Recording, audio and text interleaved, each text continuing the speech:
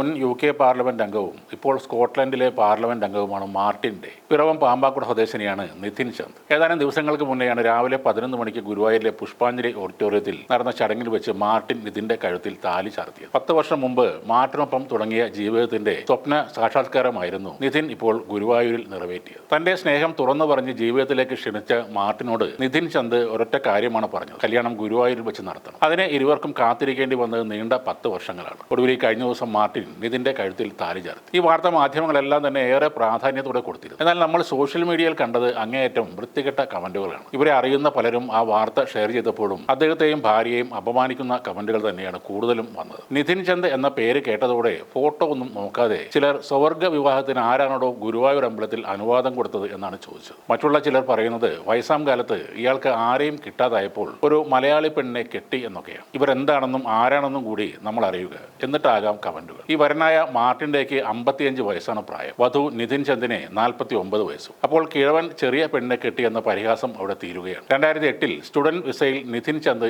UK പോകുന്നു. Electrical and electronics engineering പൂർത്തിയാക്കിയ ശേഷമായിരുന്നു IT മാനേജ്മെന്റിൽ മാസ്റ്റേഴ്സിനായി UK പോയത്. വെറ്ററിനറി ഫീൽഡ് ഓഫീസറായി വിരമിച്ച പാമ്പാക്കുട കുന്നത്തോത്ത് KN ചന്ദ്രൻ, പാമ്പാക്കുട മുൻ ഗ്രാമപഞ്ചായത്ത് അംഗമായ രാജമ്മ എന്നിവരുടെ ഏക മകളാണ് നിതിൻ. മാസ്റ്റേഴ്സ് കഴിഞ്ഞ് PhD ചെയ്യുന്നതിന്റെ ഇടയിലാണ് UK സർക്കാർ വിദേശ വിദ്യാർത്ഥികളുടെ എണ്ണം കുറക്കുന്നതിന്റെ ഭാഗമായി വിസ നിയമങ്ങളിൽ മാറ്റങ്ങൾ വരുത്തിയത്. ഇത്തരത്തിൽ വിസ റദ്ദാക്കപ്പെട്ടവരിൽ നിതിനും ഉൾപ്പെട്ടിരുന്നു. അതോടെ ഇന്ത്യൻ വിദ്യാർത്ഥികളുടെ പ്രശ്നങ്ങൾ ഉന്നയിച്ച് അതിനെതിരെ UK പാർലമെന്റിൽ നിതിൻ ശക്തമായ ലോബിംഗ് നടത്തുകയും പാർലമെന്റ് കമ്മിറ്റികൾക്ക് മുൻപാകെ കാര്യങ്ങൾ അവതരിപ്പിക്കുകയും ചെയ്തിരുന്നു. ഈ പോരാട്ടത്തിനിടയിലാണ് അന്ന് UK പാർലമെന്റ് അംഗമായിരുന്ന മാർട്ടിൻ ഡേയെ നിതിൻ പരിചയപ്പെടുന്നത്. സ്കോട്ടിഷ് നാഷണൽ പാർട്ടി അംഗമാണ് മാർട്ടിൻ. ആദ്യമൊക്കെ ഫോണിലൂടെയായിരുന്നു രണ്ടുപേരുടെയും സംസാരം. മറ്റ് വിദ്യാർത്ഥികൾക്ക് വേണ്ടിയാണ് നിതിൻ പ്രചാരണം നടത്തുന്നത് എന്നായിരുന്നു മാർട്ടിൻ ആദ്യം കരുതിയത്. 2016 മെയ് മാസത്തിലാണ് മാർട്ടിൻ തന്റെ പ്രണയം തുറന്നു പറഞ്ഞ് നിതിനെ ജീവിതത്തിലേക്ക് ക്ഷണിക്കുന്നത്. എന്നാൽ താൻ വിവാഹമോചിതയും 12 വയസ്സുള്ള മകന്റെ അമ്മയാണെന്നും നിതിൻ പറഞ്ഞു. എനിക്ക് കുട്ടികളെ ഇഷ്ടമാണ് എന്നായിരുന്നു മാർട്ടിന്റെ മറുപടി. അന്ന് ജോലിയോ വിസയോ ഒന്നും ഇല്ലാതിരുന്ന നിതിനെ മാർട്ടിൻ സ്വന്തം വീട്ടിലേക്ക് കൂട്ടിക്കൊണ്ടുപോയി മാതാപിതാക്കളായ മാർഗരറ്റ് ഡേക്കും റോൺ ഡേക്കും പരിചയപ്പെടുത്തി. അവരും നിതിനെ സന്തോഷത്തോടെ